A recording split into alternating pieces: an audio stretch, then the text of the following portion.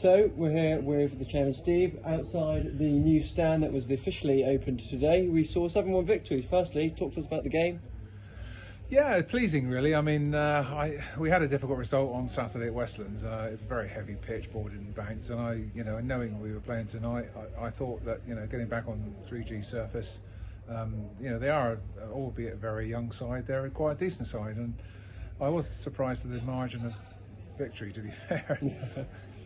And of course, why we're here is of course the official opening of the stand. Just how much does that mean for a club point of view? Well, when you think back, just over a year ago, I mean, it was almost our ruination, wasn't it? And the reason why we ultimately, well, one of the main reasons we ultimately had to withdraw from Southern League, because clearly we couldn't sustain playing away and paying so much to play somewhere else. But I think enough's been said about that. I think if you take into account now the ground has a new playing surface, a new stand, the lights are sorted, new dugouts.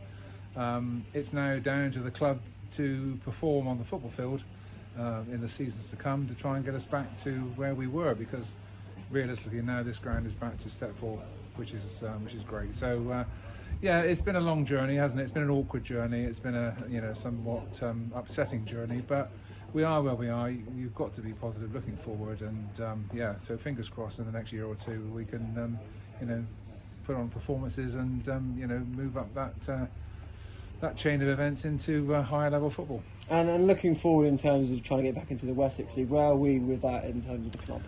Well, we have applied. The club has applied to go back into the National League system. The rules and regulations are such that if you look at the Southern League league table at the moment, you will still see Hamworthy United sat there at the bottom with a 0 record. We are entitled, according to the rules and regs, to be eligible to play in the league below the one which we get relegated from, unless we're step 4. So that in effect means we would go down 2 leagues, which would be the equivalent of Wessex 1. I think that would be a comfortable level to go back into. You've seen the team tonight; they're a very young side. Monetary wise was an issue for us previously, so we'd have to be very careful.